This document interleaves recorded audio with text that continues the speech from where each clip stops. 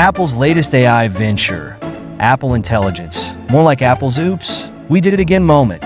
Let me tell you how the tech giant we all thought could do no wrong has taken a very wrong turn. Spoiler alert, Siri isn't just bad.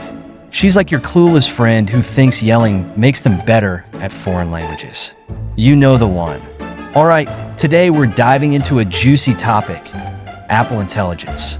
The brand that redefined cool with the iPhone and gave us the sleekest gadgets now seems to be fumbling the ball in one major area, its AI strategy. To break it down, we've got 4 glaring challenges Apple has faced. Siri's awkward stage never ended. The whole privacy-first approach has them tiptoeing on innovation that Apple's design perfectionism has become, well, a little suffocating. And finally, marketing arrogance is catching up to them. Let's analyze these one by one. Point 1. First things first, why does Siri still sound like she's stuck in 2011? Great question. Siri, bless her heart, is like the kid in class who's trying to keep up but forgot her homework.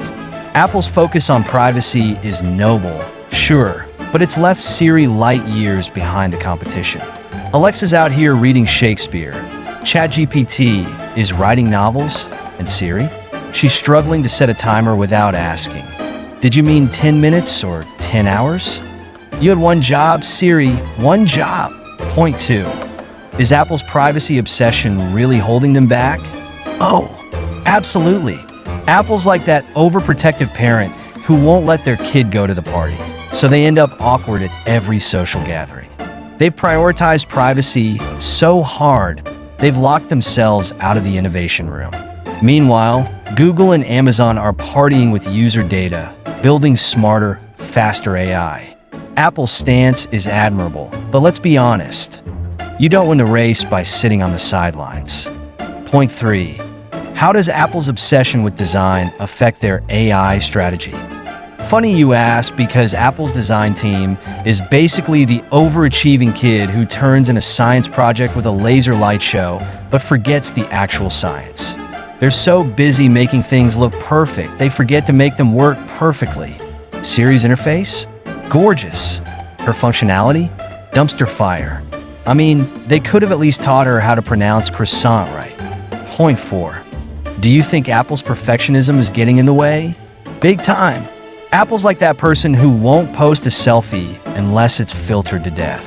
They're so afraid of making a mistake, they end up doing nothing. While other companies are out there trying, failing, and improving, Apple's stuck tweaking Siri's eyebrows or something. Perfect doesn't exist, Apple. Just give us a smart assistant that can find the nearest gas station without a meltdown. Point 5. Why hasn't Apple made a ChatGPT competitor yet? Because Apple's playing hard to get, like they're waiting for the perfect moment. News flash, the moment's passed. By the time Apple decides to make a move, ChatGPT 6.0 will be out, probably running its own startup. They're like that friend who shows up late to the party when everyone's already gone home. Apple, sweetie, catch up. Point 6. Is Apple's marketing arrogance finally catching up to them? Absolutely. Apple's like the popular kid who peaked in high school and still thinks they're prom royalty. They've been coasting on their Think Different motto for decades. But guess what? Thinking different doesn't mean thinking less. Their ads talk about innovation while Siri struggles to understand. Play my favorite playlist. The irony is so thick you could cut it with an Apple design knife. Point 7. Why do people still defend Siri despite all this? It's Stockholm Syndrome, plain and simple. Apple fans have been trapped so long in the ecosystem they're like, Siri's not bad, she's just misunderstood. No, she's bad. She's very bad. But hey, she's got that shiny Apple logo, so we keep making excuses. Admit it, Siri's the group project member who contributes nothing but still gets an A. Point 8. Do you think Apple will ever fix this mess? Fix it? Eventually. But knowing Apple, they'll wait for everyone else to solve AI and then call it their idea. They'll launch iGenius, and the ad will have John Hamm narrating while we all roll our eyes. It'll be revolutionary, sure, but only because we're so tired of waiting for them to show up. Point 9. Why doesn't Apple just buy a better AI company? Because Apple's too proud. They'd rather reinvent the wheel than admit someone else did it better. It's like seeing your friend struggle to assemble IKEA furniture without the manual because they don't need help. Apple's sitting there with all the money in the world, but instead of buying the tech, they're like, nah, we'll figure it out. Spoiler, they haven't figured it out. Point 10. What's the lesson here for designers and marketers? Here's the T. Being cool doesn't cut it if your product doesn't deliver. Apple's brand has always been about sleek design and innovation, but they're starting to look like a one-trick pony. If you're in the design industry, remember this. Users care about how something works more than how it looks.